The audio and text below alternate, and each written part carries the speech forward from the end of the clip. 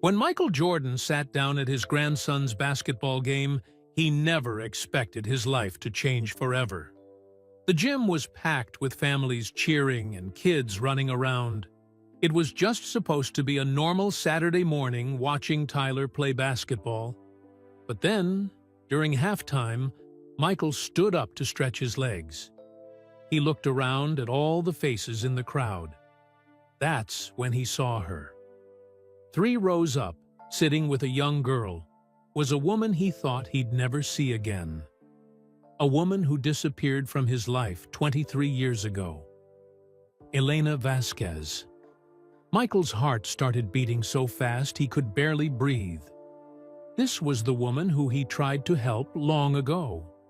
The woman whose life got destroyed by newspapers and TV reporters just because she was friends with someone famous. The woman who had to change her name and disappear completely to survive.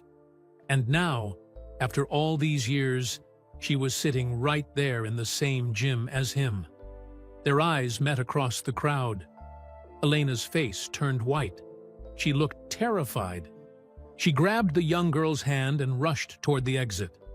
Michael tried to follow her, but by the time he got to the parking lot, Elena was already driving away. Michael stood there in shock. Who was that young girl with Elena? Why did Elena run away so fast? And most importantly, why did seeing her again make Michael feel like his whole world just turned upside down? What Michael didn't know yet was that Elena was hiding a secret. A secret that would change everything he thought he knew about his life. A secret about that young girl sitting next to her. You need to watch this whole video to find out what happens next. Because what Michael discovers will shock you. Trust me, you won't believe how this story ends. Michael Jordan shifted in his seat, the metal bleacher cold beneath him, despite the warmth of the crowded gymnasium. Parents shouted encouragement from every direction. Sneakers squeaked against the polished floor. The scoreboard showed 2 minutes left in the first half, and his grandson Tyler's team was down by 3 points. "Come on, Tyler!" Michael clapped his hands together, watching the 10-year-old dribble down the court with determination that reminded Michael of himself at that age. The Charlotte Recreation Center gym was packed with families on this Saturday morning. Michael had worn a simple baseball cap and jacket, hoping to blend in. And though a few parents had already recognized him and asked for quick photos, he didn't mind. Tyler's games had become Michael's favorite part of the week, a chance to just be grandpa, not a legend. Tyler passed the ball to his teammate, who missed the shot. The other team grabbed the rebound. The referee blew his whistle for halftime. Michael stood up to stretch his legs, his knees reminding him he wasn't 25 anymore. He smiled, watching Tyler jog toward the bench, where his coach handed out water bottles. The boy caught Michael's eye and waved. Michael waved back, pride swelling in his chest. As Michael turned to scan the crowd, looking for Tyler's mother in the sea of faces, his gaze stopped suddenly. His breath caught in his throat. 3 rows up, near the corner of the bleachers, sat a woman with silver-streaked dark hair pulled back in a simple ponytail. She wore a blue sweater and jeans. Her profile was turned slightly away from him as she spoke to a young girl beside her. Michael's heart began to pound so hard he could hear it over the noise of the gym. It couldn't be. The woman laughed at something the girl said, and Michael saw her smile. A smile he remembered from 23 years ago. A smile that used to make him forget about all the pressure and fame and expectations. Elena Vasquez. Michael gripped the edge of the bleacher to steady himself. His hands started shaking. He had searched for this woman for years, hired investigators, checked every lead, and she had vanished like smoke, leaving nothing but memories and questions that haunted him. As if sensing his stare, Elena turned her head. Her eyes met Michael's across the crowded gymnasium. For one frozen moment, the world went silent. The shouting parents disappeared. The bouncing basketballs faded away. There was only Elena's face, older now, with lines around her eyes that hadn't been there before, but unmistakably her. Recognition flashed in her eyes. Her face went pale. Her mouth opened slightly, as if she wanted to say something but couldn't find the words. Michael took a step forward, ready to climb over the bleachers if he had to. He needed to reach her. He needed to know if she was real or if his mind was playing tricks on him. But Elena stood up quickly, almost knocking over the drink cup at her feet. She grabbed the young girl's hand and whispered something urgent in her ear. The girl looked confused but stood up obediently. "Elena!" Michael called out, but his voice was swallowed by the sudden blast of music as the halftime show began. The school's dance team rushed onto the court, and parents cheered. Michael pushed past people in his row, mumbling apologies as he squeezed between families. His eyes never left Elena as she hurried down the bleacher steps, pulling the girl along with her. "Excuse me, sorry, coming through," Michael said, his voice more urgent now. He reached the stairs just as Elena and the girl disappeared through the gymnasium's side exit. Michael ran, something he rarely did anymore outside of carefully planned workouts. His knees protested, but he didn't care. He burst through the exit door into the parking lot, the cool February air hitting his face. The parking lot was half empty. Cars were scattered across the asphalt. Michael spun in a circle, searching frantically. There, a dark blue sedan was pulling out of a spot near the back of the lot. Michael caught a glimpse of silver-streaked hair behind the wheel. "Elena! Wait!" he shouted, breaking into a jog toward the car. But the sedan turned onto the main road and disappeared into traffic. Michael stood in the middle of the parking lot, breathing hard, staring at the empty space where the car had been. "No," he whispered to himself. "Not again. Please, not again." A security guard poked his head out of the gymnasium door. "Mr. Jordan? You okay out here? Second half's about to start." Michael turned slowly, his mind spinning. He nodded mechanically. Yeah, I'm coming." He walked back into the gym like a man in a trance. Parents cheered as the teams returned to the court. Tyler waved at him again from the bench, excited and energetic. Michael sat down in his seat, but he couldn't focus on the game anymore. The players blurred together. The shouting faded into background noise. His mind kept replaying that moment. Elena's face when she saw him, the fear in her eyes, the way she grabbed that young girl's hand. Who was that girl? She had looked about 11 or 12, with long dark hair and a lanky frame. The way Elena protected her, pulled her close. It was the gesture of a mother. Elena had a daughter. Tyler scored a basket, and the crowd around Michael erupted in celebration. Michael clapped absently, barely seeing what happened. His grandson's team won by 5 points. Tyler ran over after the final buzzer, sweaty and grinning. "Did you see my three-pointer, Grandpa?" "You were amazing, champ," Michael said, hugging the boy.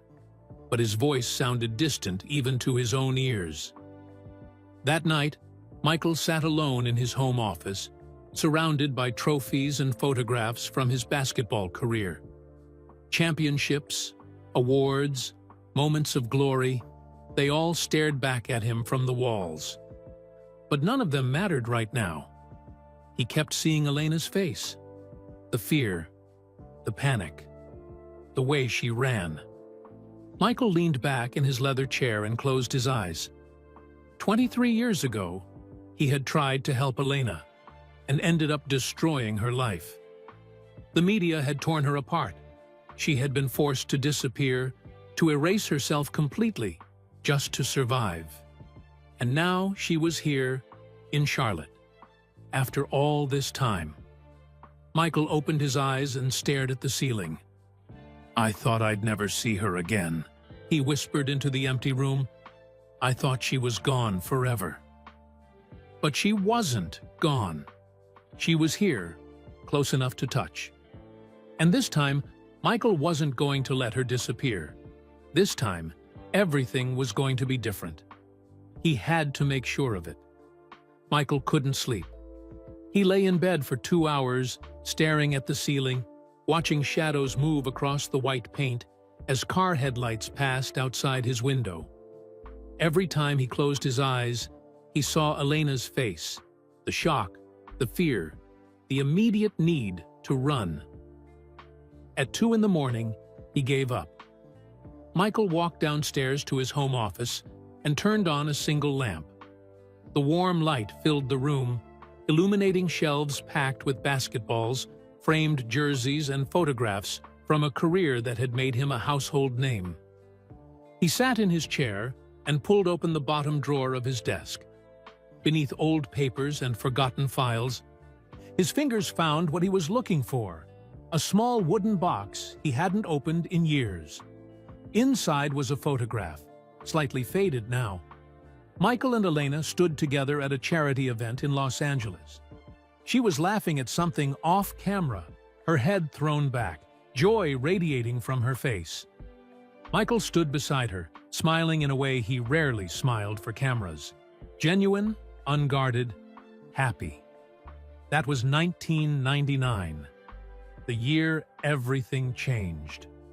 Michael set the photo on his desk and leaned back, letting the memories wash over him like a tide he could no longer hold back. He had been at the absolute peak of his career then. His 6th championship was fresh. Endorsement deals flooded in from every direction.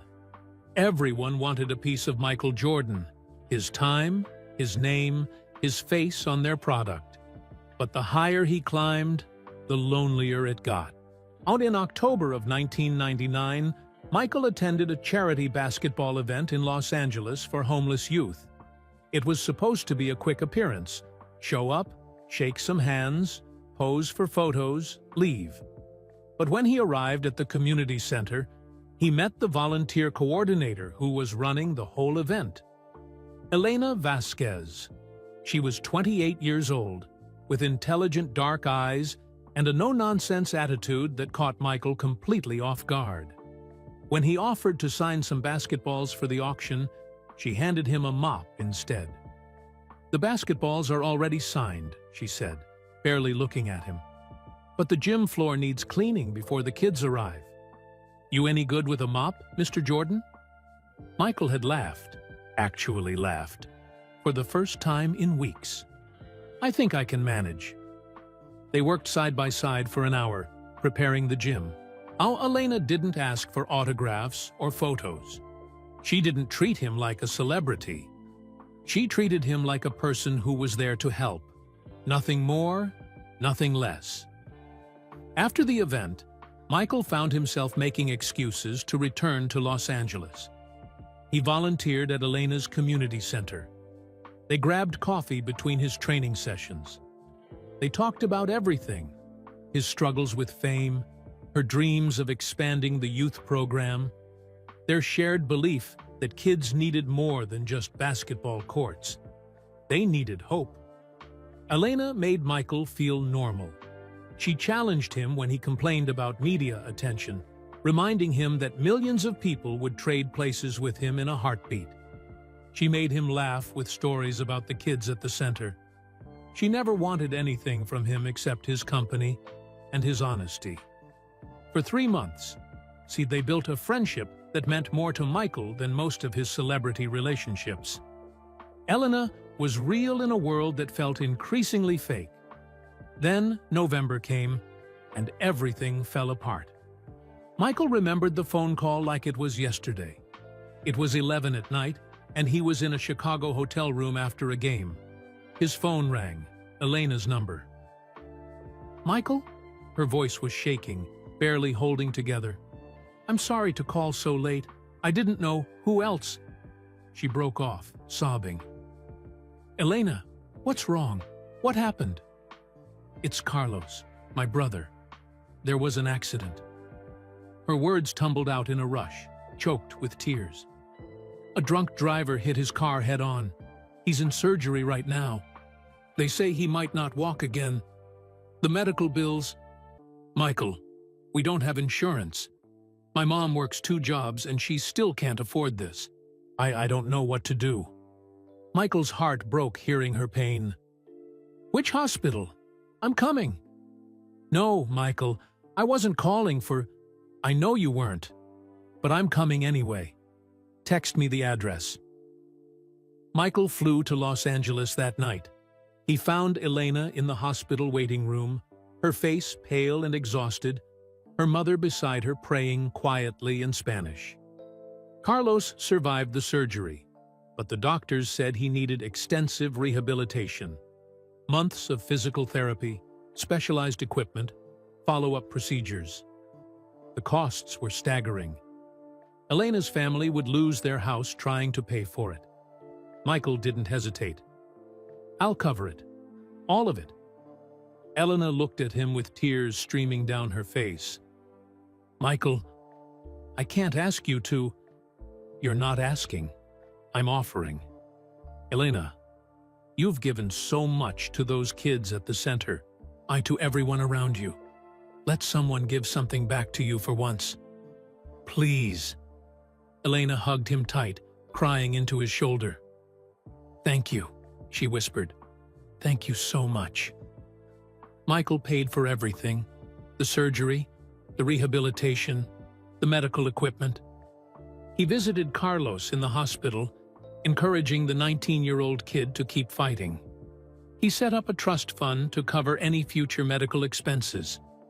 It should have been a happy story. A friend helping a friend in crisis. But someone at the hospital leaked the story to the tabloids. Within a week, the headlines exploded. Michael Jordan's mystery woman. Who is Elena Vasquez? Basketball legend pays for unknown woman's bills. Romance or gold digger? Elena Vasquez, the woman who trapped Michael Jordan. The media twisted everything. They dug into Elena's life, unpublished her address, harassed her at work. Photographers camped outside her apartment. Reporters called her family at all hours, asking invasive questions, suggesting she had manipulated Michael for money. Elena lost her job at the community center. The board said her relationship with Michael was creating too much controversy and distracting from their mission. Parents pulled their kids from programs because they didn't want to be associated with the scandal. Strangers recognized Elena on the street and screamed insults at her. Someone spray-painted "gold digger" across her car. A brick crashed through her mother's living room window with a note attached. Leave him alone. Michael tried to fix it. He held a press conference defending Elena, explaining they were just friends, that she had never asked him for anything. But the media frenzy only intensified. Every statement he made was twisted, analyzed, turned into more headlines that hurt Elena even more. Carlos, still recovering in the hospital, saw the news coverage and called Elena crying. "I'm so sorry," he told his sister. "This is all my fault. I should have died in that crash." That's when Elena knew she had to end it. Michael remembered the night she came to his hotel room in Los Angeles. It was mid-December. Rain pounded against the windows. Elena looked like she hadn't slept in days. "I can't do this anymore," she said, her voice hollow and empty. "Michael, being in your world is destroying my life. It's destroying my family. Carlos is talking about suicide because he blames himself. My mother can't leave her house without reporters attacking her. Yeah, I've lost everything." "Then let me protect you," Michael begged. "Come stay at my place in Chicago. I'll hire security. We'll ride this out together. The media will move on to the next story eventually." Elena shook her head, tears running down her face. "You can't protect me from this, Michael. Your life is a spotlight. and anyone who stands next to you gets burned.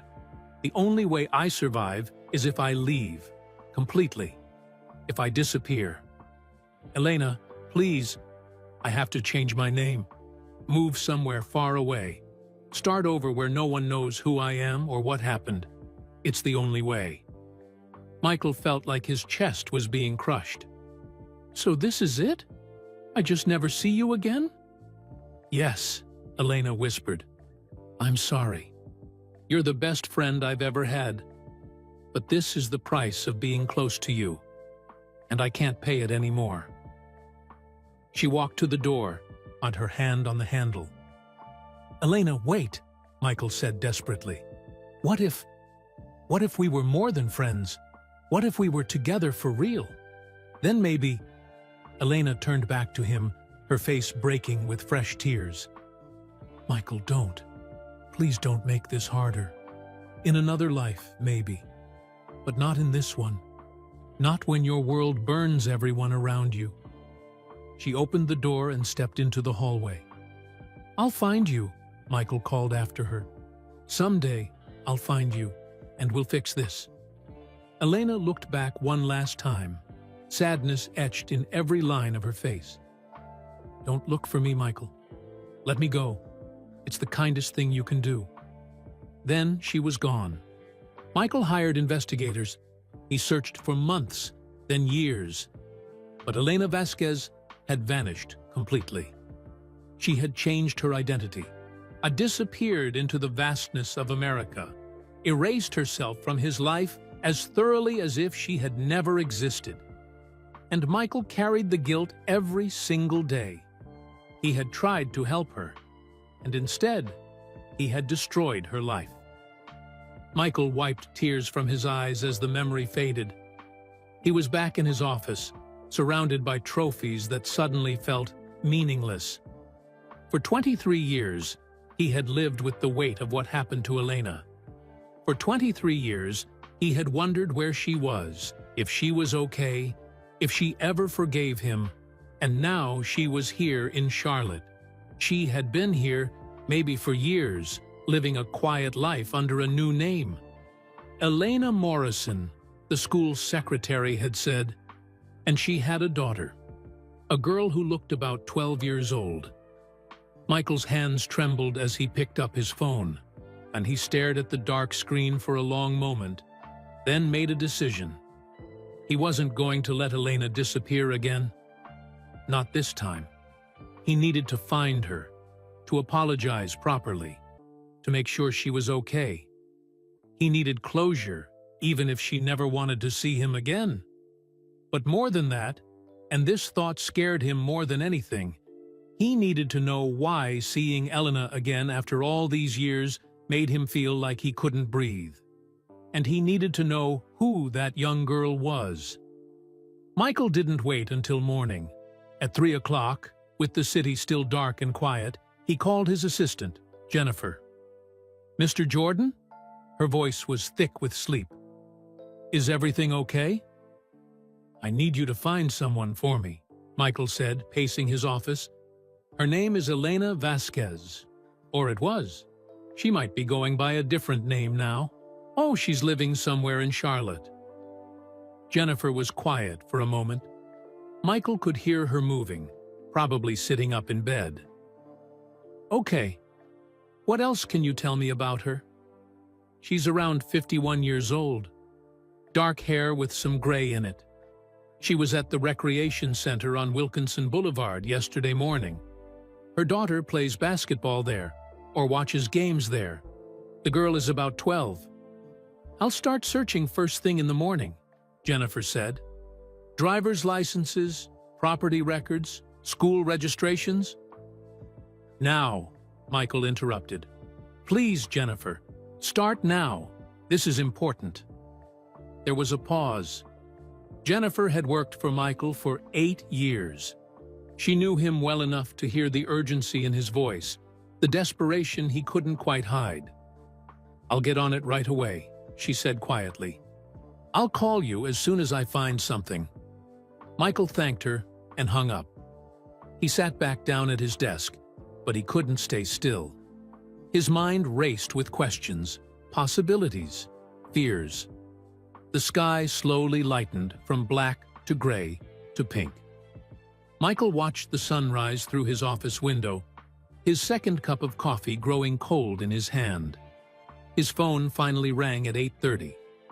"I couldn't find any Elena Vasquez in the Charlotte area," Jennifer said. "But I did find something interesting.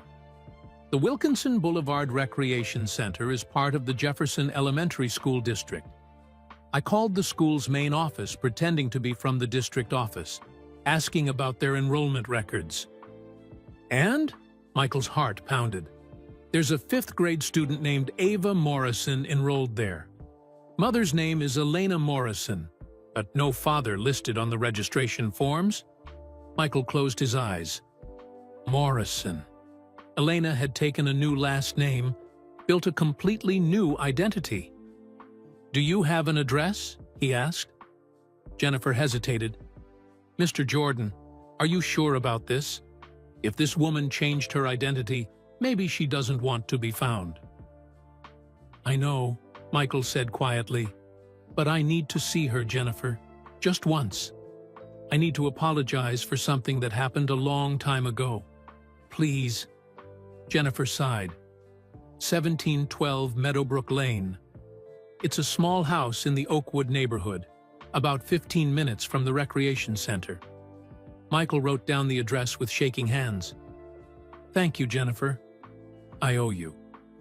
Mr. Jordan, be careful. Whatever happened between you two, just be careful." After hanging up, Michael sat staring at the address. 1712 Meadowbrook Lane. Elena was 15 minutes away. After 23 years of searching, of wondering, of carrying guilt that felt like stones in his chest, she was 15 minutes away. But he couldn't just show up at her door. Not yet.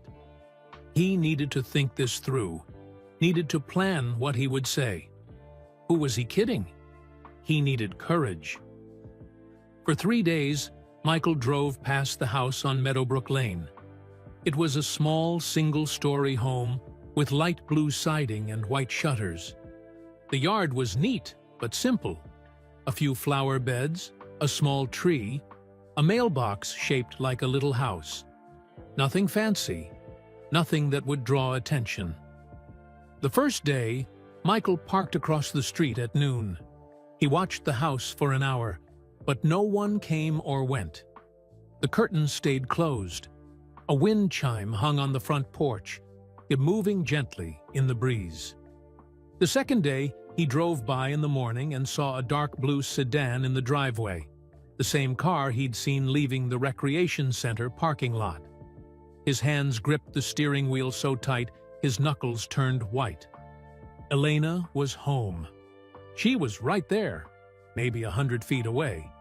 But Michael kept driving. The third day was a Saturday. Michael told himself this was ridiculous. He was Michael Jordan. He'd faced down the toughest defenders in basketball, hit game-winning shots with millions watching, stood strong under pressure that would break most people. But driving up to Elena's house felt harder than any of that. At 10 in the morning, he parked 2 houses down and watched. The front door opened, and the young girl, Ava, stepped out carrying a basketball. She wore athletic shorts and a purple t-shirt, and her dark hair was pulled back in a ponytail. Michael's breath caught. Even from a distance, he could see how tall she was for her age, how naturally she handled the basketball as she dribbled across the driveway to a hoop mounted above the garage. She practiced shots for 20 minutes. Michael watched every movement, noting her form, her footwork, the way she corrected herself after a miss. She was good. Really good. The front door opened again, and Elena stepped out carrying 2 bottles of water. She wore jeans and a simple green sweater. Her hair hung loose around her shoulders. Michael's heart felt like it might burst through his chest. Elena handed 1 bottle to Ava and said something that made the girl laugh. Then Elena stepped back and Ava showed her something, A new move, maybe, or a shot she'd been practicing. Elena clapped and smiled, pride shining on her face. They looked happy, peaceful, like a small family that had found their quiet corner of the world and wanted nothing more than to be left alone. Michael put his hand on the door handle. This was it. He would walk up to them right now, would face Elena after all these years, would finally say the things he'd needed to say for more than 2 decades. But then he saw Ava miss a shot and throw the ball down in frustration. Elena walked over and put her arm around the girl's shoulders, talking to her gently. Ava nodded, picked up the ball, and tried again. The shot went in. Ava jumped and cheered. Elena hugged her tight. Michael's hand dropped from the door handle. What right did he have to walk into their lives? But what right did he have to disrupt the peace they'd clearly worked so hard to build? He started his car and drove away, his eyes blurred with tears. On the 4th day, Sunday afternoon, Michael couldn't stay away anymore. The need to talk to Elena, to apologize, to understand, it was eating him alive. He drove to Meadowbrook Lane at 2 o'clock. The blue sedan was in the driveway. Michael parked on the street and sat there for 10 minutes, rehearsing what he would say. Elena, I'm sorry for showing up like this. I just need 5 minutes. I need you to know how sorry I am. Elena, I've spent 23 years carrying guilt. Please, just let me apologize. Elena, I know you probably hate me, but... Michael got out of the car before he could change his mind again. His legs felt shaky as he walked up the sidewalk to her house. And the wind chimes sang softly in the breeze. A neighbor across the street was mowing his lawn. Michael reached the front door and raised his hand to knock. Before he could, he heard voices from the backyard. Elena's voice and Ava's, talking and laughing about something. They sounded so happy, so relaxed. Michael lowered his hand. He walked around the side of the house, following a small stone path that led to a wooden gate. The gate was slightly open. Through the gap, Michael saw Elena kneeling in a flower bed, planting something in the rich, dark soil. She wore gardening gloves and had dirt smudged on her cheek. Ava sat nearby on a patio chair, reading a book. Mom, do you think I could try out for the travel team next year? Ava asked, without looking up from her book. We'll see, honey, Elena said, patting dirt around a small plant. Travel teams mean a lot of games and practices. It's a big commitment. I know, but I really love basketball, and I'm good at it. Ava looked up. Do you think I could be as good as a professional player someday? Elena sat back on her heels and smiled at her daughter. I think you can be anything you want to be, as long as you work hard and stay kind. Those are the 2 most important things. What if I wanted to play in the WNBA? Ava asked. Then you'd practice every day, study the game, and never give up on your dreams, Elena said. Just like... She stopped herself, but Michael saw something cross her face. A shadow, a memory. Just like who? Ava pressed. Just like all the great players, Elena finished quietly. They all had to work hard to get where they are. Michael's throat tightened, and he shouldn't be listening to this private moment. He should leave, but his feet wouldn't move. Elena stood up, brushing dirt from her knees. She pulled off her gardening gloves and looked at the flowers she'd just planted. There. These should bloom beautifully in a few weeks. That's when she turned and saw him standing at the gate. Elena froze. Her face went completely white. The gardening gloves fell from her hands. Michael, she whispered. Ava looked up from her book, following her mother's gaze. Her eyes went wide. Mom, who is that? Michael opened the gate slowly, his heart hammering. I'm sorry, he said, his voice rough. I'm so sorry for just showing up like this. I know I shouldn't be here, but Elena, please, I just need to talk to you. 5 minutes. That's all I'm asking. Elena's hands trembled. She glanced at Ava. Then back at Michael. For a moment, he thought she might tell him to leave, might threaten to call the police if he didn't go. But instead, she took a deep breath and nodded slowly. Ava, honey, can you go inside for a few minutes? Take your book to your room. But Mom? Please, sweetheart. Right now. Ava looked between her mother and Michael, confusion and curiosity written all over her young face. But she stood up, gathered her book, and walked toward the back door. As she passed Michael, she stared at him openly. Michael saw her eyes, really saw them for the first time. They were brown, like Elena's, but they had a shape, an intensity, that looked strangely familiar. The back door closed behind Ava. Elena and Michael stood in the backyard, 10 feet apart, 23 years of silence between them. You shouldn't be here, Elena said quietly.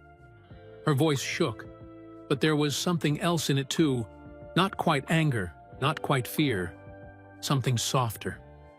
I know, Michael said, but please, Elena, just give me 5 minutes. I've waited 23 years to apologize properly. Elena stared at him for a long moment. Then she glanced nervously at her house, as if checking to make sure Ava wasn't watching. 5 minutes, she said finally. In the backyard. And then you leave. Michael nodded, relief flooding through him. Thank you. Elena walked over to a wooden bench under a small oak tree. Michael followed, his legs feeling weak. They sat down, leaving space between them. Two people who used to be friends now, separated by years and pain and secrets. Neither of them spoke for a moment. Finally, Michael broke the silence. I tried to find you. For years, Elena. I hired investigators. I searched everywhere. I know, Elena said softly, staring at her hands. I saw the news reports about it. But I needed to disappear, Michael. After what happened, I had to protect my family. Someone threw a brick through my mother's window. Carlos couldn't get a job because reporters kept showing up wherever he applied. I had no choice. I ruined your life, Michael said, his voice cracking. I just wanted to help, and instead, I destroyed everything for you. No. Elena turned to look at him, and Michael saw tears in her eyes. You saved my brother's life, Michael. Carlos is alive today because of you. He walks. He has a wife now, 2 beautiful kids. He works as a physical therapist, helping people who've been in accidents just like he was. You gave him that future. But the media destroyed me, Elena said firmly. Not you. The world did that, not you. You tried to help. You tried to protect me. But sometimes, she wiped her eyes. Sometimes the cost of standing in the spotlight is too high, even when you're just standing next to someone in it. Michael's chest ached. I'm so sorry, Elena, for all of it, for not being able to protect you, for letting them hurt you. You have nothing to apologize for, Elena said. But I do. I disappeared without giving you closure. I changed my name, moved to Charlotte, started completely over. I became Elena Morrison. She paused. I got married. Michael nodded slowly. The secretary at the school mentioned, Morrison, is your husband? Elena's face clouded over. David died 3 years ago. Cancer. It was fast. 6 months from diagnosis to... She couldn't finish the sentence. Elena, I'm so sorry. Michael's heart broke for her all over again. David was a good man, Elena said, her voice thick with emotion. He helped me rebuild my life when I had nothing. He was patient and kind and steady. We had Ava together, and he loved her so much. He was... She stopped, fresh tears falling. He was everything I needed after my world fell apart. They sat in silence for a moment. A bird sang somewhere in the oak tree above them. The neighbor's lawnmower hummed in the distance. "Elena," Michael said carefully, "can I ask you something?" She looked at him, wariness in her eyes. "What?" "How old is Ava?" Elena's face changed. The color drained from her cheeks. Her hands gripped the edge of the bench so tight, her knuckles went white. "She just turned 12, Elena whispered. Michael's heart stopped. He did the math in his head automatically, the way he'd done 1,000 times over the past few days since seeing that girl at the basketball game. 12 years old. He and Elena had spent one night together before she disappeared. One night after that devastating press conference when Michael tried to defend Elena and failed. One night when they were both broken and desperate and seeking comfort in each other's arms. One night that Michael had replayed in his mind countless times over the years. One night, 13 years ago. "Elena." Michael's voice was barely a whisper. "Is she?" Elena turned to face him fully. Tears streamed down her face. Her whole body trembled. "I need to tell you something," she said, her voice breaking. "Something I should have told you 13 years ago." Michael couldn't breathe. The world seemed to tilt sideways.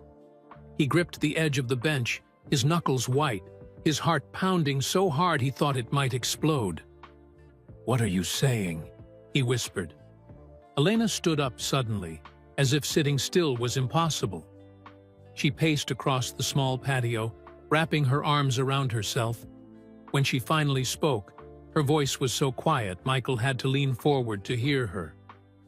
"After I left Los Angeles that night, after I walked out of your hotel room, I went back to my apartment and packed everything. I was planning to leave the next morning, to disappear like I told you I would." She turned to face him, tears streaming down her face. "But 2 weeks later, I realized something was wrong. I felt sick every morning. I was exhausted all the time.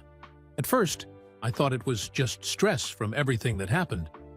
But then, I missed my period, and She stopped, swallowing hard. "I took a test, and another one after that." Michael stood up slowly, his legs shaking. "Elena." "I was pregnant," she said, the words tumbling out now like water bursting through a dam. "I was pregnant with your baby, Michael, and I was terrified." The backyard spun around Michael. He grabbed the bench again to steady himself. "Ava," he breathed. "Ava is my daughter?" "Yes," Elena whispered. "She's yours. Biologically, she's yours." Michael's vision blurred. 13 years. He had a daughter who had been alive for 13 years, and he never knew. He'd missed everything. Her birth, her first smile, her first steps, her first word, her first day of school. Every birthday, every scraped knee, every bedtime story. "Why?" The word came out broken, desperate. "Why didn't you tell me?" Elena wiped her eyes with shaking hands. "I was living in Phoenix by then, under a new name. I'd already cut all ties to my old life. The media had finally stopped looking for me. And Michael, I was so scared." Her voice cracked. "The press destroyed me once. They called me a gold digger, a manipulator, a liar. What would they have done if they found out I was pregnant with your baby?" "I would have protected you," Michael said fiercely. "I would have—" "You couldn't protect me before." Elena's voice rose, then immediately dropped again, mindful of Ava inside the house. "Michael, you tried. You held press conferences, made statements, hired security. None of it worked. They just kept coming after me harder. You were married then. You had a wife. You had kids of your own. How could I show up pregnant? and not completely destroy your life, too. Michael sank back down onto the bench, his head in his hands. So, you decided to do this alone? I didn't know what else to do, Elena said, sitting down beside him, but keeping distance between them. I was broke, living in a tiny apartment, in a city where I knew no one. I was working 2 waitressing jobs under a fake name. I thought about calling you 1,000 times. But every time I picked up the phone, I remembered the headlines, the harassment, the brick through my mother's window. I remembered Carlos crying, saying he wished he'd died in that accident because of what his injury did to me. She took a shuddering breath. I couldn't bring a baby into that chaos, Michael, and I couldn't let my daughter be torn apart by the media before she even took her first breath. So I made a choice. I chose to raise her in peace, away from all of it, away from you. The words hit Michael like physical blows. Away from you, his own daughter, raised without knowing he existed. When did you meet David? Michael asked quietly. Elena's face softened slightly. When I was 6 months pregnant, I was waitressing at a diner, and David was a regular customer. He was kind. He noticed when I looked tired, when my feet were swollen. He started leaving bigger tips, asking if I needed anything. She smiled through her tears. One day, I dropped a tray of dishes because I was so exhausted. I sat down on the floor and started crying right there in the middle of the diner. David helped me up, told my manager I needed a break, and took me outside for fresh air. That's when he saw my belly, saw how pregnant I was, saw how alone I looked. And he helped you, Michael said. He did more than help me. He asked me out on a date. I told him I was pregnant, that the father wasn't in the picture, that I had no family nearby and barely any money. I expected him to run. Elena's voice filled with emotion, but he didn't run. He said, "Everyone deserves support, especially someone bringing new life into this world." We dated through my last trimester. He was there when Ava was born. He held my hand through 18 hours of labor. He cut her umbilical cord. Michael felt tears running down his own face. Another man had been there for the birth of his daughter. Another man had held Elena's hand through labor, had seen Ava take her first breath. I had been the first person to hold her after Elena. We got married when Ava was 6 months old, Elena continued. David legally adopted her. He gave her his last name. He loved her like she was his own blood from day one. He changed diapers at 3 in the morning. He walked the floor with her when she had colic. He taught her to ride a bike, helped with homework, coached her soccer team. David was her father in every way that matters. Did he know? Michael asked. Did David know who I was? That I was Ava's biological father? Elena nodded slowly. Yes. I told him everything before we got married. I said he deserved to know the truth, that if he wanted to walk away, I would understand. But David said, biology doesn't make a parent. Love and showing up every day makes a parent. If you'll let me, and I want to be that for your daughter. Michael covered his face with his hands. This man, this David Morrison, had been everything Michael should have been. Had loved his daughter, raised her, given her stability and happiness. And Michael had known nothing. Nothing. Does Ava know? He finally asked, his voice muffled by his hands.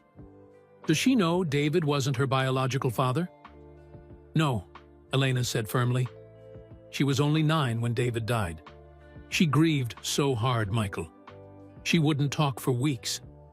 She stopped playing basketball for months. David was her whole world, and cancer took him away so fast. Fresh tears fell down Elena's cheeks.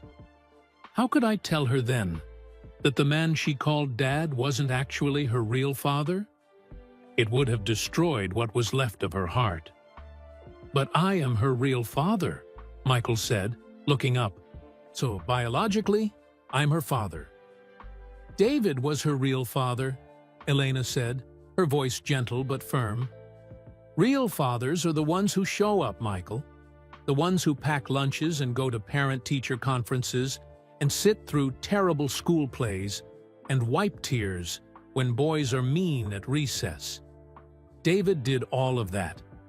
You—" She paused, searching for words. "You didn't know. It's not your fault you weren't there. But you weren't there." The truth of her words cut deeper than any accusation could have.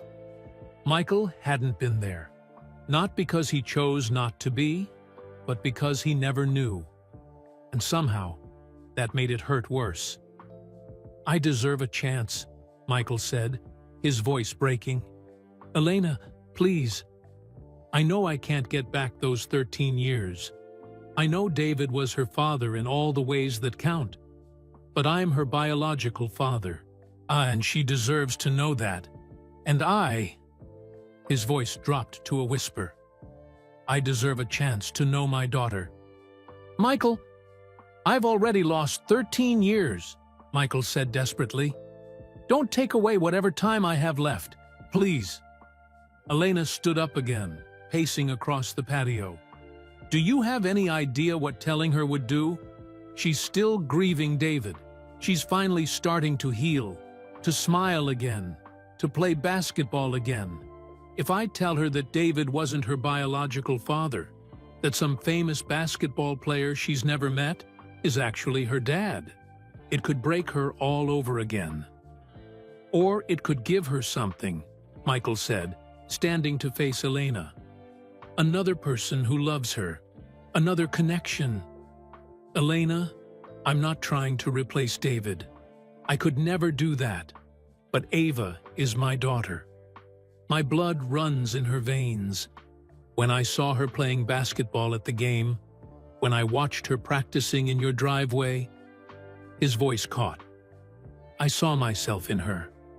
The way she moves, the way she handles the ball, her competitive fire. She's a part of me, and I'm a part of her, whether she knows it or not." "She doesn't need to know," Elena said, but her voice was weaker now, uncertain. "Yes, she does," Michael said firmly. "Because what happens when she's older and she finds out somehow? What happens when she takes a DNA test for school or for fun, or when someone does research and pieces it together? What happens when she realizes her whole life was built on a secret? She'll hate us both for lying to her." Elena sank back down onto the bench, covering her face with her hands. "I'm so scared, Michael. What if telling her ruins her life like being connected to you ruined mine?" Michael knelt in front of Elena, looking up at her. "Times are different now. Social media exists, but so does privacy. We can control the narrative. We can tell her privately. Let her decide how much she wants in her life. We can protect her together." He took Elena's hands gently. "But please, Elena, please don't take this away from me again. I've already lost everything that mattered. Her first smile, her first word, her first everything. Don't take away whatever time I have left with her." Elena looked into Michael's eyes, really looked at him, seeing the grief and desperation and love written all over his face. "If we tell her," Elena said slowly, "we do it carefully. We do it together. We make sure she knows David was her real father. That nothing changes that. You're not coming in to replace him or be dad. You're just another person who cares about her, another piece of her story." "I'll be whatever she needs me to be," Michael said. "I just need a chance to know her. That's all I'm asking." Elena was quiet for a long moment. Inside the house, they could hear Ava moving around, probably wondering what was taking so long, why this stranger was still in their backyard. Finally, Elena squeezed Michael's hands. "Okay," she whispered. "We'll tell her. But Michael, if this goes wrong, if telling her hurts her in any way, then I'll walk away," Michael said. "I promise. If being in her life causes her pain, I'll disappear and never contact her again. Her happiness comes first." Elena nodded, tears streaming down her face. "Give me 2 weeks. I need time to figure out how to tell her, what words to use. This is going to change her entire understanding of who she is." 2 weeks, Michael agreed. "And Elena, thank you. Thank you for giving me this chance." Elena stood up slowly. "I should have told you years ago. I know that now. I was just so scared and so tired and so broken.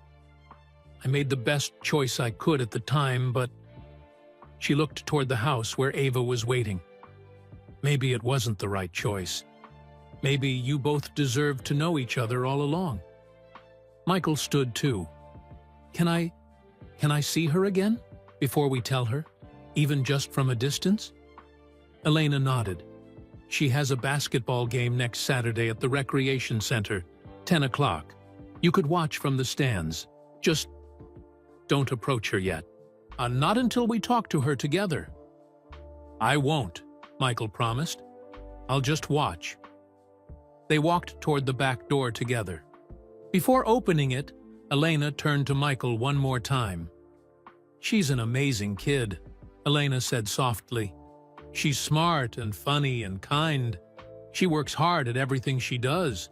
She loves basketball more than anything in the world except maybe chocolate ice cream and adventure books. And Michael?"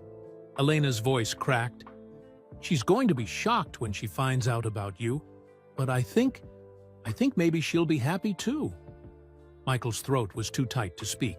He just nodded. Elena opened the back door and called into the house. "Ava, you can come out now, honey." Ava appeared in the doorway, looking curiously at Michael. "Who is he, Mom?" "This is Michael Jordan," Elena said carefully. "He's an old friend, and he was just leaving." Ava's eyes went wide. "Wait, the Michael Jordan? The basketball legend?" Michael managed a small smile despite the tears still wet on his face. "Yeah, that's me." "Mom, you know Michael Jordan and you never told me?" Ava looked betrayed. "I love basketball. How do you even know him?" "It's a long story, sweetheart," Elena said. "I'll tell you about it someday." Ava looked like she wanted to ask a million more questions, but Elena gently guided her back inside. "Say goodbye to Mr. Jordan, honey." "Bye, Mr. Jordan," Ava said, still staring at him with wide, amazed eyes. "It was really cool to meet you." "It was really cool to meet you too, Ava," Michael said, his voice thick with emotion. "You keep working on that basketball game, okay? You're really good." "You saw me playing?" Ava's face lit up. I did," Michael said. "You've got a great shot. Keep practicing." Ava beamed with pride before disappearing into the house. Elena and Michael stood at the back door, the afternoon sun casting long shadows across the patio. 2 weeks, Elena said quietly, "and then we tell her together." 2 weeks, Michael agreed. "Thank you, Elena, for everything." Elena managed a small, sad smile. "I hope we're doing the right thing." "We are," Michael said, though inside he was terrified too. "She deserves to know the truth, and I deserve to know my daughter." As Michael walked back around the house to his car, his whole body trembled. In 2 weeks, his life would change completely. In 2 weeks, he would tell Ava Morrison that he was her biological father. In 2 weeks, he would finally meet his daughter. Everything was about to be different, and the 2 weeks felt like 2 years. Michael couldn't focus on anything. He went through the motions of his daily life, business meetings, phone calls, family dinners, but his mind was always somewhere else. It was in a small blue house on Meadowbrook Lane, wondering what Elena was saying to Ava, wondering how his daughter would react when she learned the truth. On Saturday morning, Michael sat in the bleachers at the recreation center gym, wearing the same baseball cap and jacket he'd worn 2 weeks ago. This time, he knew exactly where to look. Elena and Ava sat 3 rows up, in the same spot as before. Ava wore her team jersey, purple with the number 7 on the back. She bounced excitedly in her seat, talking to her mother about the game strategy.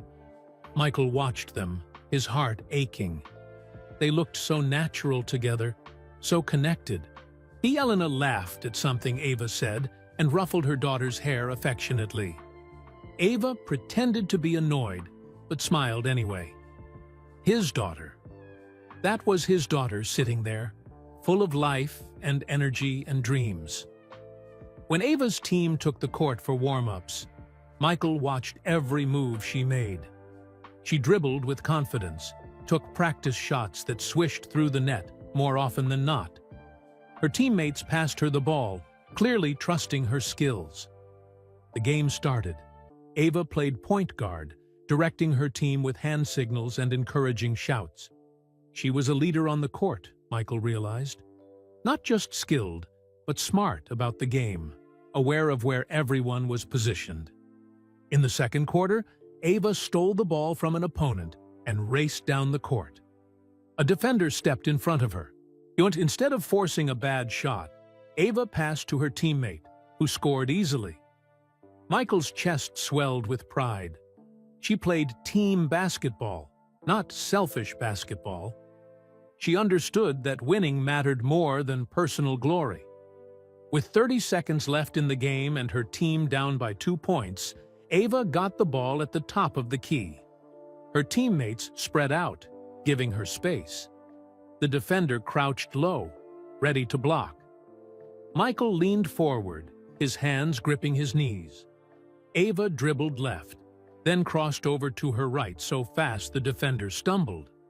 She drove toward the basket, jumped, and released the ball with perfect form. The ball arced through the air. The buzzer sounded. Swish. The gymnasium exploded with cheers. Ava's team rushed to hug her. Parents jumped up from the bleachers, clapping and shouting. Michael stood too, clapping harder than anyone. Tears blurred his vision. That was his daughter. His daughter just hit the game-winning shot. Ava looked up at the bleachers, searching for her mother.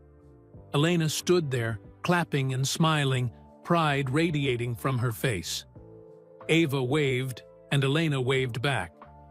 Then Ava's eyes moved across the crowd and landed on Michael. She paused, recognition dawning on her face. She remembered him from the backyard, the famous basketball player her mom knew somehow. Michael smiled at her and gave her a thumbs up. Ava grinned and returned the gesture before being pulled back into the celebration with her teammates. After the game, Michael waited in the parking lot. He'd texted Elena earlier, asking if they could talk after. She'd agreed, saying they needed to finalize their plan for telling Ava. Elena emerged from the gym with Ava beside her, still wearing her jersey and carrying her basketball. They walked toward their car, Ava talking animatedly about the final shot. Michael stepped out from behind his car. Elena turned, expecting him. Ava looked up in surprise. "Mr. Jordan," Ava said, "did you see the game? Did you see my shot?" "I saw everything," Michael said, his voice warm. "That crossover move was perfect, and your form on that final shot, textbook. You played a great game, Ava." Ava's face lit up like the sun. "Really? You really think so?" "I know so," Michael said. "You've got serious talent." "Ava, honey," Elena interrupted gently. "Can you wait in the car for a minute? I need to talk to Mr. Jordan." "But Mom, just for a minute, please." Ava sighed dramatically, but trudged toward the car, he looking back over her shoulder at Michael with curious eyes. Once Ava was out of earshot, Elena turned to Michael. Her face was pale and tired, like she hadn't slept much in the past 2 weeks. "I've been trying to figure out how to tell her," Elena said quietly. "I've started the conversation a dozen times and stopped every time. Michael, I'm terrified." "So am I," Michael admitted. "But we have to do this, Elena. The longer we wait, the harder it gets." Elena nodded slowly.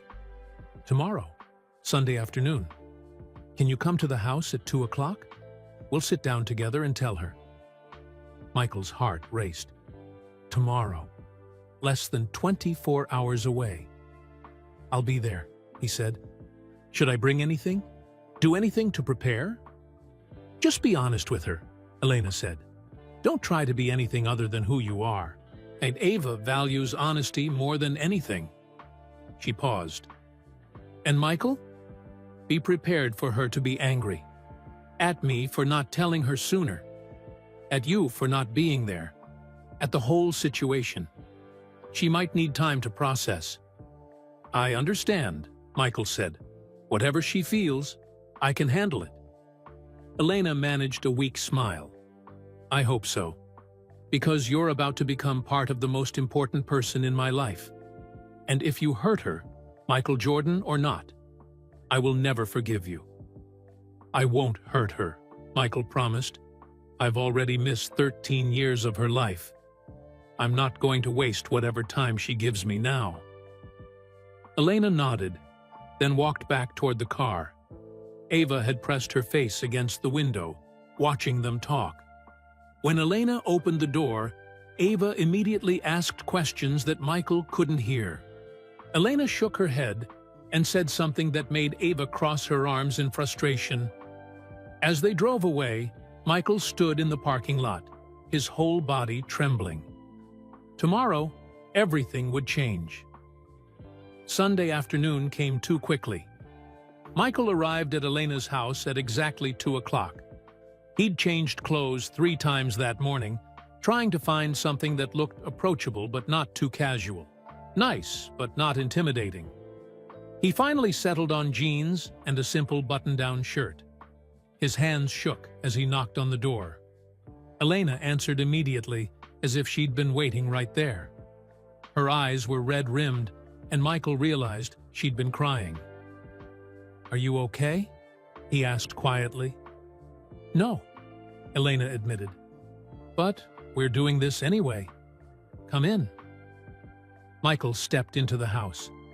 It was cozy and lived in, and with family photos on the walls, and Ava's basketball trophies on a shelf. He saw pictures of David, a kind-looking man with gentle eyes, holding baby Ava, playing with toddler Ava, standing proudly at what looked like Ava's school play. David had been there for everything. Every moment Michael had missed. "She's in the living room," Elena said, leading him down a short hallway. "I told her we needed to talk to her about something important. She thinks she's in trouble." They entered the living room. Ava sat on the couch, looking nervous and confused. When she saw Michael, her confusion deepened. "Mom? What's going on? Why is Mr. Jordan here?" Elena sat down on one side of Ava. Michael sat in a chair across from them, close, but not too close. "Ava, sweetheart," Elena began, her voice shaking. "Mr. Jordan and I need to tell you something. Something about our past, and about your family." Ava looked between them, her eyes wide. "Am I in trouble?" "No, honey. You're not in trouble at all." Elena took Ava's hand. This is about who you are, about your family history." Michael's heart pounded so hard he thought Ava might hear it. "A long time ago, before you were born, I knew Mr. Jordan. Michael, very well. We were friends, close friends." Elena's voice cracked. "But then some bad things happened. The newspapers and TV reporters said terrible things about me, Because I was friends with someone famous. They made my life very difficult, so I had to leave California and start over somewhere new, with a new name. Ava frowned. Vasquez. You told me once that used to be our last name. That's right, Elena said. I was Elena Vasquez back then, but I became Elena Morrison when I married your dad, David. I know all this, Mom, Ava said impatiently. Why are you telling me again? And why is Mr. Jordan here? Elena took a deep breath. Tears started falling down her face. Ava, there's something about your dad, about David, that I never told you. David was the most wonderful father in the world. He loved you from the moment you were born. He raised you, cared for you, taught you everything important. He was your dad in every single way that matters. Was? Ava's voice went small and scared. Mom, you're using past tense. Why are you talking like Dad wasn't my dad? David was your dad, Elena said firmly, squeezing Ava's hand. He will always be your dad. But honey, he wasn't your biological father. He wasn't the person whose DNA you share. The room went completely silent. Ava stared at her mother, processing the words. Then she looked at Michael, then back at her mother. What are you saying? Ava whispered. Elena's tears fell faster now. I'm saying that before I met David, before I moved to Phoenix, I had a very brief relationship with Michael. And when I left California, I didn't know it yet. But I was pregnant. I was pregnant with you. Ava's face went white. She pulled her hand away from Elena's. No. Ava. No. Ava stood up suddenly, backing away from the couch. Dad was my dad. David Morrison was my father. You're lying. I'm not lying, sweetheart, Elena said, standing too. David was your father in every way that counts. He raised you, loved you, chose you every single day. But biologically, Michael is your father. You are Michael Jordan's biological daughter. Ava looked at Michael like he was a stranger who'd broken into her house. You're saying you're my real dad? I'm your biological father, Michael said carefully, keeping his voice gentle. But Ava, I want you to know, I didn't know about you. Your mom never told me. If I had known, I would have been there. I would have wanted to be part of your life from the very beginning. Then why didn't she tell you? Ava shouted, spinning back to Elena. If he's really my father, why didn't you tell him? Why did you let me think Dad was my real father my whole life? Because I was protecting you, Elena said desperately. The media destroyed me, Ava. They said horrible things, sent reporters to harass my family, made my life impossible. I couldn't let them do that to you, and I couldn't let them tear apart my baby before you even had a chance to live. So you just lied to me? Ava's voice broke. For my whole life, you lied? I didn't lie, Elena said. David was your father. He was. Nothing I'm telling you changes that. Yes, it does, Ava shouted. It changes everything. Dad wasn't even my real dad. He was just some guy who married my mom and pretended to be my father. That's not true, Michael said firmly, standing up. Ava's head snapped toward him. Ava, listen to me. David Morrison was your real father. Real fathers are the ones who show up every single day. The ones who pack your lunch and help with homework and teach you to ride a bike. David did all of that. He earned the title of Dad every day of your life. I didn't. Then what are you? Ava asked, her voice small and broken. If he was my dad, what are you? Michael's throat tightened. I'm the person who gave you half your DNA. I'm the person who would have been there if I'd known. And I'm the person who would really like a chance to be part of your life now, if you'll let me. Ava stared at him, tears tears streaming down her face. Did you even love my mom? Or was she just someone you hung out with? I cared about your mother very much, Michael said honestly. She was one of my closest friends. The night you were conceived, we were both hurting and scared and needed comfort. It wasn't planned.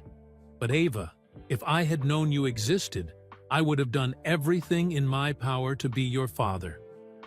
But you weren't, Ava said flatly. Dad was. And now he's dead. And you show up trying to replace him. I'm not trying to replace anyone, Michael said. I could never replace David. I don't want to. I just want to know you, to be part of your life. You don't have to call me Dad. You don't have to call me anything. We can figure this out together, at whatever pace feels right to you. Ava looked between Michael and Elena, her face a storm of emotions: anger, confusion, hurt, betrayal. I need to think, she finally said. I need to be alone. Ava, please! Elena reached for her. No! Ava pulled away. You lied to me, Mom. Both of you. You and Dad. You both lied. You let me believe something that wasn't true. How am I supposed to trust anything you say now? She ran from the room. They heard her bedroom door slam shut. Elena collapsed onto the couch, sobbing. Michael sat down beside her, not sure what to do, what to say. I ruined her life, Elena cried, just like the media ruined mine. And I did the same thing to my own daughter. No, Michael said firmly. You protected her. You gave her a childhood free from media circuses and public scrutiny. You gave her David, who was an amazing father. Elena, you did the best you could with an impossible situation. She hates me, Elena whispered. She's hurt and confused, Michael said, but she doesn't hate you. She just needs time. They sat together in silence, listening to the sound of Ava crying in her room. Michael's heart broke for his daughter who he'd just met, his daughter who was now questioning everything she'd ever known about herself and her family. What do we do now? Elena asked. We give her space, Michael said. We let her process. And when she's ready to talk, we answer every question she has as honestly as we can.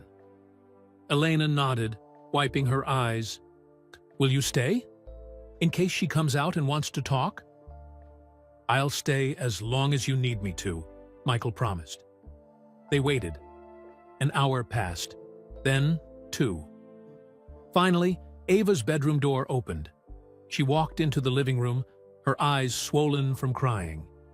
She stood in front of Michael, looking at him directly. Do you even want to be my dad? She asked, her voice small and vulnerable. You have other kids, a whole other family. Why would you even care about me? Michael's heart shattered. He knelt down so he was at Ava's eye level. Ava, finding out about you is the greatest gift of my life, he said, his voice thick with emotion. Yes, I have other children, and I love them very much. But there's always room for more love. Always. You're my daughter. I missed 13 years with you, and I can never get those back. But if you'll give me a chance, I'd love to be part of your future. We can go as slow as you need. We can figure out what this relationship looks like together. But please, Ava, please don't think for 1 second that I don't want you. I do. So much. Ava stared at him, her bottom lip trembling. I miss my dad. My real dad. David. I know you do, Michael said gently. And you should miss him. He was your father, Ava. He loved you, raised you, gave you everything he had. You'll always be his daughter. Nothing, not this conversation, not me being in your life, nothing changes that. Then what do I call you? Ava asked. Michael thought for a moment. Whatever feels right to you. Michael is fine. Mr. Jordan is fine. And if someday, maybe a long time from now, you wanted to call me Dad too, Well, I'd be honored, but only if and when it feels right to you. Ava was quiet for a long moment. Then she asked, "Can you really teach me basketball? Like, really teach me?" Michael smiled through his tears. "I would love to teach you basketball. I watched your game yesterday. You're really good, Ava. But I could show you some things if you want." "Okay," Ava said quietly. Maybe we could try that. Playing basketball together." "I'd like that very much," Michael said. Ava looked at her mother, who still sat on the couch crying. Ava walked over and sat down beside Elena, leaning against her. "I'm still mad at you, Mom," Ava said, "for not telling me sooner." "I know," Elena whispered, wrapping her arms around her daughter. "And you have every right to be mad. I'm sorry, Ava. I thought I was protecting you. But maybe I should have told you the truth a long time ago. I had one dad who loved me," Ava said softly, almost to herself. "And now I guess I have another one. Is that weird?" "Maybe," Michael said, still kneeling on the floor. "But maybe it also means you're lucky. Two people who got to be your father. One who earned it every day, and one who wants the chance to earn it now." Ava looked at Michael seriously. "If we do this, if I let you be part of my life, you can't just leave. You can't decide it's too hard, or you're too busy and disappear. I already lost one dad. I can't lose another one." "I promise," Michael said, his voice breaking. "I'm not going anywhere, Ava. You're stuck with me now." Ava managed a tiny smile. "Okay, but we're going slow." "As slow as you need," Michael agreed. Ava stood up and walked toward her room. In pausing at the doorway, she looked back at Michael. "Thank you," she said quietly, "for wanting to know me." Then she disappeared into her room, leaving Michael and Elena alone in the living room. Elena turned to Michael, tears still wet on her face. "Did that really just happen?" "I think so," Michael said, feeling dizzy and overwhelmed and more grateful than he'd ever been in his life. "She didn't completely reject you," Elena said in wonder. "She's willing to try." "She's willing to try," Michael repeated, the words sinking in. He had a daughter. His daughter knew he existed, and she was willing to give him a chance. Everything was different now, and somehow, different was starting to feel like exactly what they all needed. 3 months later, Michael stood in the same gymnasium where he'd first seen Elena again. This time, everything had changed. He wasn't hiding in the bleachers trying to blend in. He stood courtside, wearing Ava's team colors, a purple shirt that said, "Proud Basketball Parent," that Ava had given him last week with an embarrassed smile. Elena sat beside him, her hand resting comfortably in his. Not romantically, they'd talked about that and agreed they worked better as co-parents and friends. But there was warmth between them now, a connection rebuilt on honesty and shared love for their daughter. "She's nervous," Elena whispered, watching Ava pace near the bench. "This is the championship game. Everything she's worked for all season." "She's ready," Michael said confidently. "Trust me. I've been coaching her. She's more than ready." The past 3 months had been a journey none of them expected. The first few weeks were hard. Ava would barely talk to Michael when he came over. She'd answer his questions with 1 or 2 words, then retreat to her room. Michael didn't push. He just kept showing up, every Tuesday and Thursday evening and Saturday mornings for basketball practice. Slowly, things changed. One Tuesday, Ava asked Michael about his childhood. "Were you always good at basketball?" she wanted to know.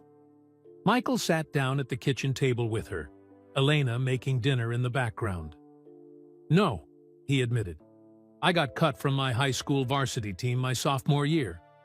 I wasn't good enough. Ava's eyes widened. You? You got cut? I did, Michael said. I was devastated. I cried in my room for hours. But then I decided to use that pain as fuel. I practiced every single day. I got better. And the next year, I made the team. So you failed first, Ava said thoughtfully. I failed a lot, Michael said. Failure is part of success, Ava. The question isn't whether you'll fail. It's what you do after you fail that matters. Ava had looked at him differently after that conversation. Like maybe he understood something about her world after all. Their Saturday basketball sessions became the foundation of their relationship. On the court, they weren't famous athlete and confused daughter. They were just two people who loved the game, working on skills, pushing each other, laughing when shots went wildly off target. Michael taught Ava his fadeaway jumper. Ava showed Michael the TikTok basketball tricks her friends were doing. They played one-on-one games where Michael actually had to try. Ava was that good. "Oh, you've got my competitiveness," Michael told her after she refused to quit, even though she was down by 10 points. "That's a Jordan trait for sure."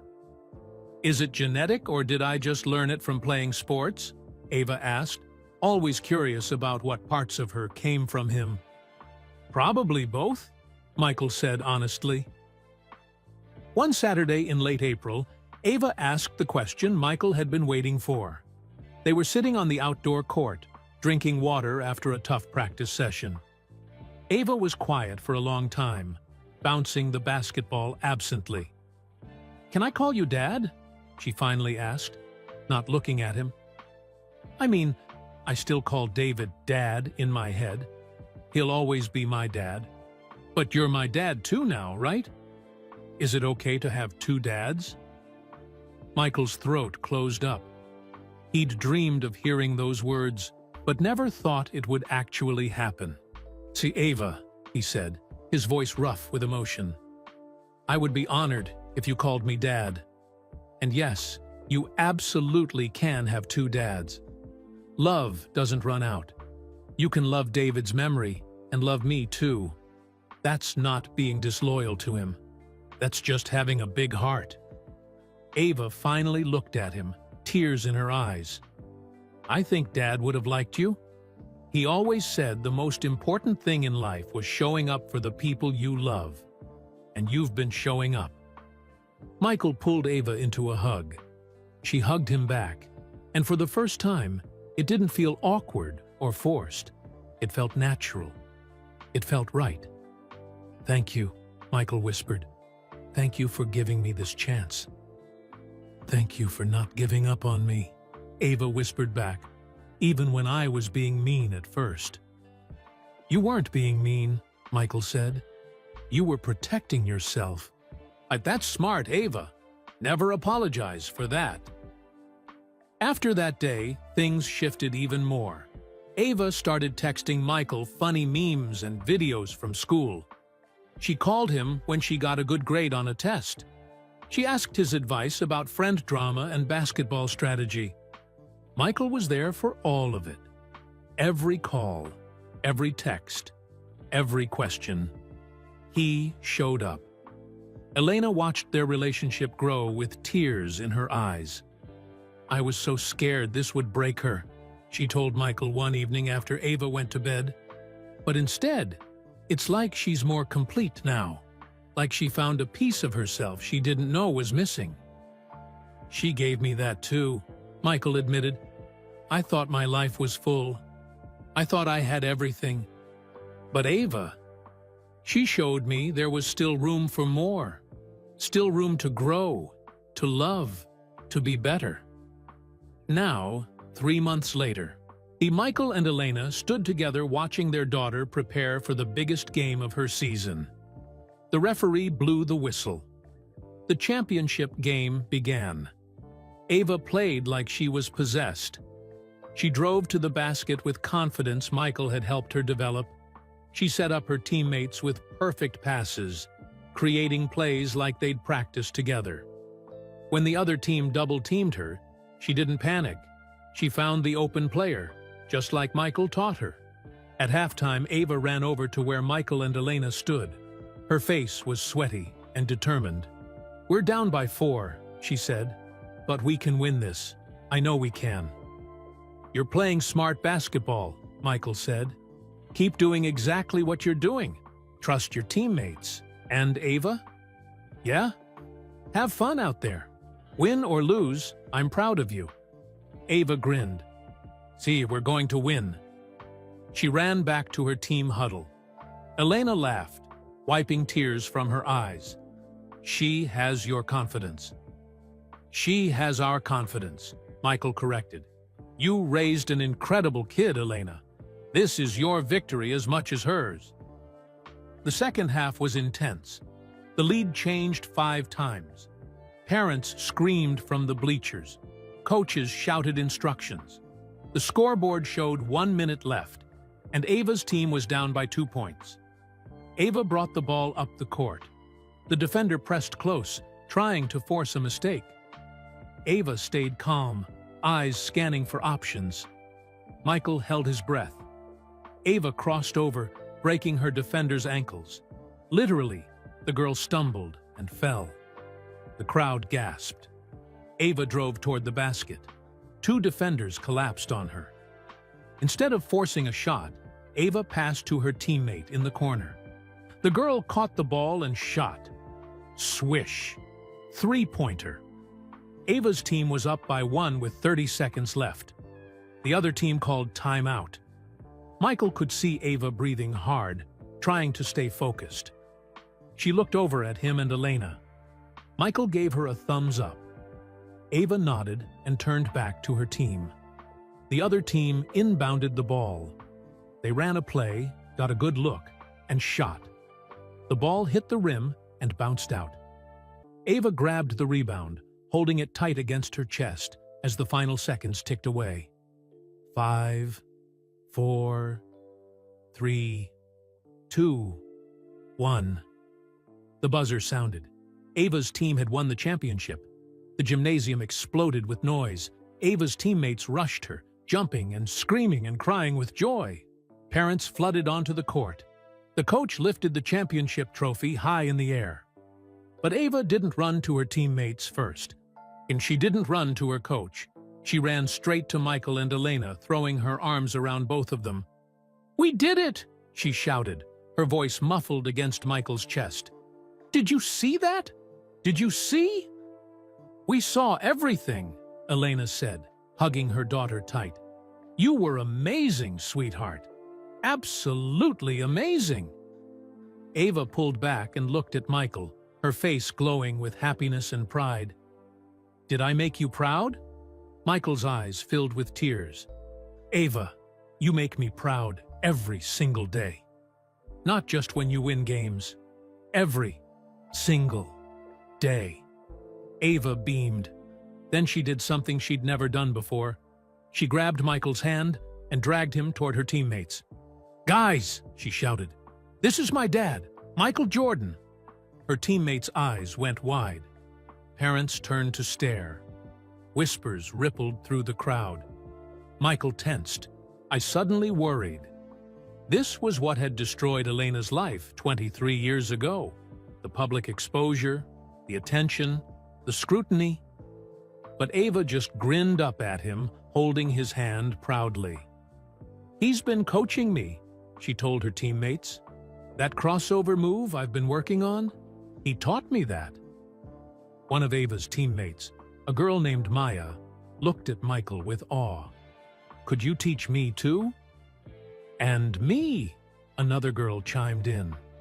Soon, all of Ava's teammates were surrounding them, asking questions, requesting tips, treating Michael not like an untouchable celebrity, but like a helpful dad who knew about basketball. Michael looked at Elena over the crowd of excited girls.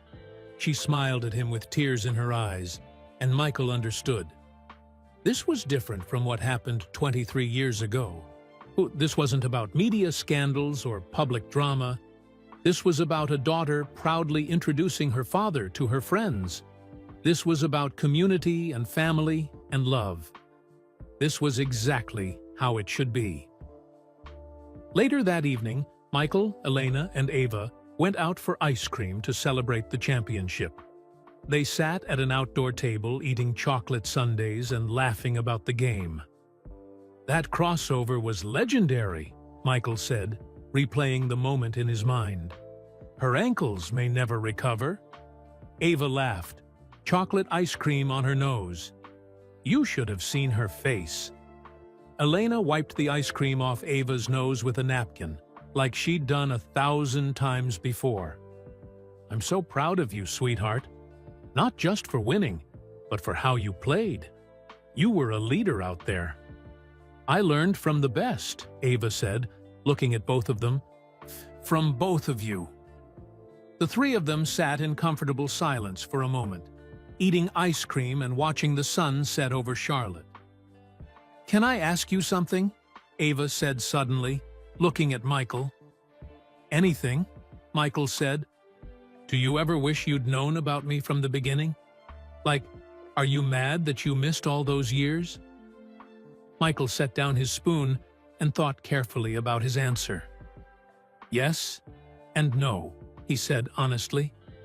"Yes, I wish I'd been there for your birth, your first steps, your first day of school. I'll always wish I could have been there for those moments. But Ava, I'm not mad.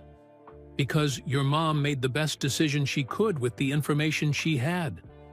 She protected you. She gave you David, who was an incredible father. And now I get to be part of your life going forward. I can't change the past, but I can be present for your future. And that's what I choose to focus on." Ava nodded slowly, processing his words. "I think I understand." "What about you?"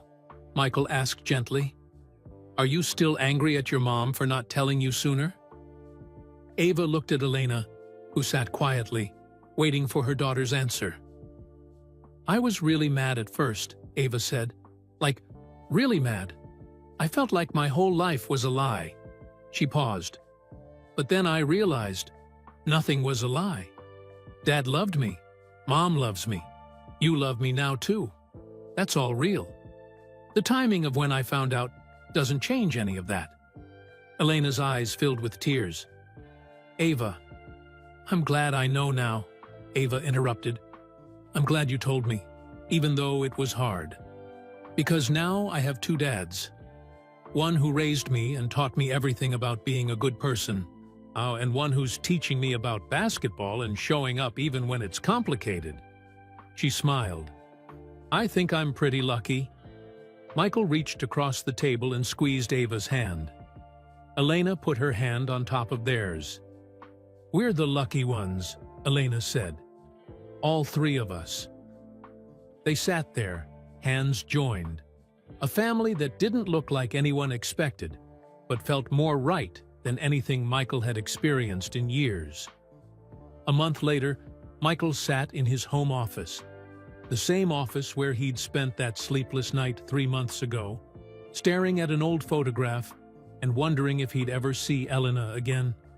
Now, new photographs lined his desk. Ava at her championship game. Ava and Michael on the basketball court, both grinning at the camera. The three of them at dinner, looking like a family who'd been together for years instead of months. Michael's phone buzzed, a text from Ava. "Can we practice tomorrow? I want to work on my left-hand dribble." Michael smiled and typed back, "Absolutely. 9 a.m. at the court?" Ava. "Perfect. Thanks, Dad."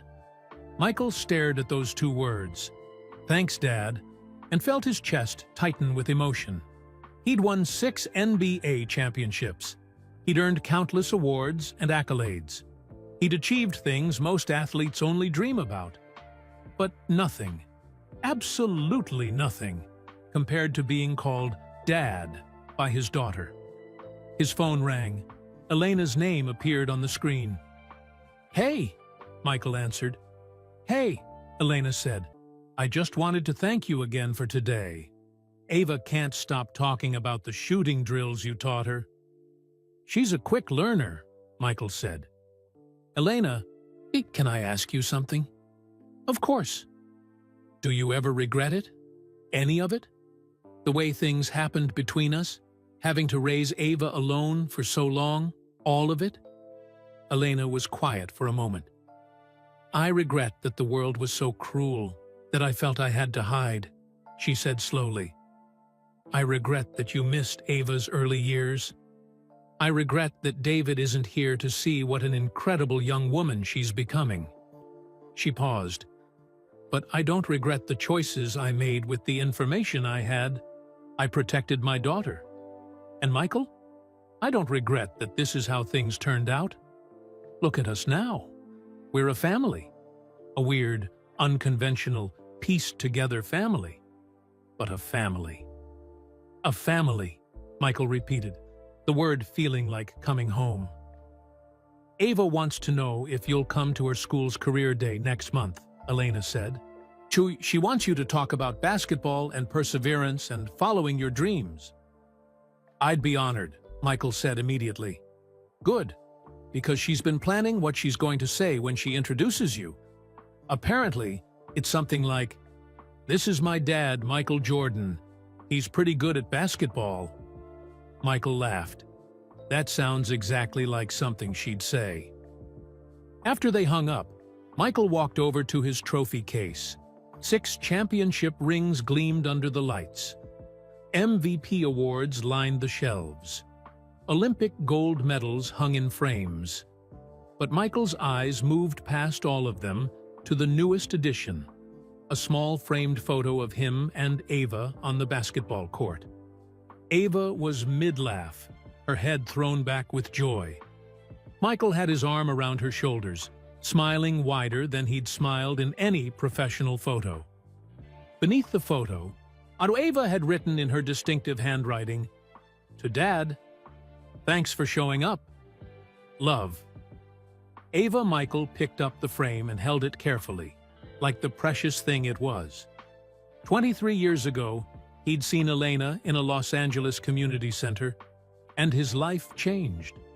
3 months ago, he'd seen her again in a Charlotte gymnasium, and his life changed again. But this time, everything was different.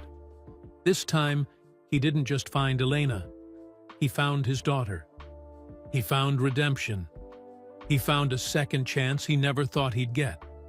And most importantly, he found that family isn't just about biology or shared last names or perfect timing. Family is about showing up. It's about loving people through the messy, complicated, hard parts. It's about building something new from broken pieces and having the courage to try again. Michael set the photo back on the shelf, right in front of all his championship trophies. This moment, this family, this second chance, was his greatest victory. Everything was different now. And different, Michael had learned, was exactly what he needed. 2 years later, Michael sat in the bleachers at a high school basketball game.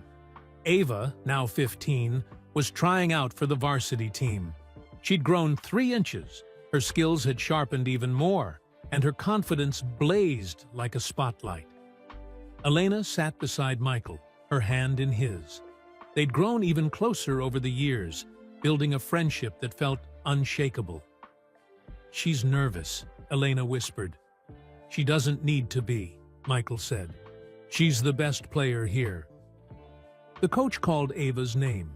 She stepped onto the court, looked up at the bleachers, and then found Michael's face in the crowd.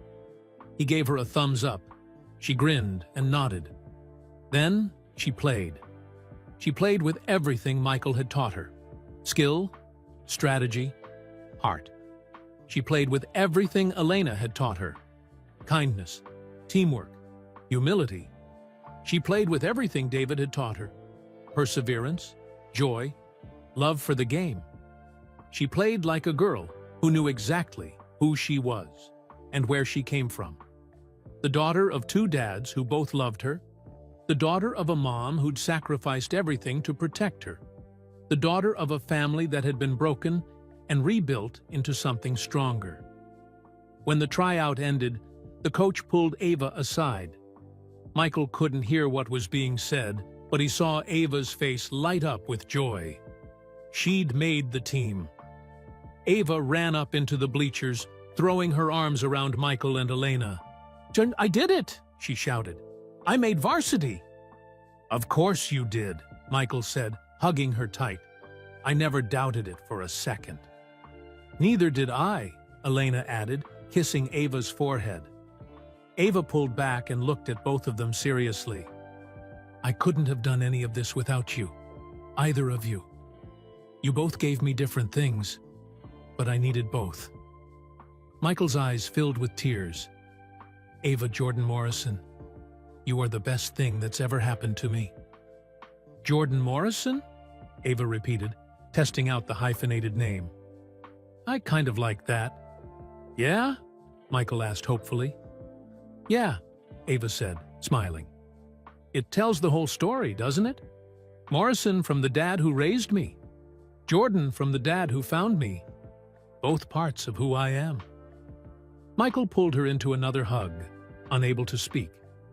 Elena wrapped her arms around both of them, and the three of them stood there in the bleachers. A family that shouldn't have existed, that almost didn't exist, but that had fought their way to each other through years and pain and courage. Everything was different now, and everything was exactly as it should be. We hope this story touched your heart and reminded you that it's never too late for second chances and new beginnings. Now we want to hear from you. Where are you watching this video from? Drop your city and country in the comments below. We love connecting with our amazing viewers from all around the world. If this story moved you, please hit that like button and subscribe to our channel. By subscribing, you're helping us spread more stories of kindness, hope, and love to people everywhere. Every subscription helps us reach more hearts. And don't go anywhere yet. Click on the video appearing on your screen right now for another incredible story that will inspire you. Thank you so much for watching, and remember, kindness always wins.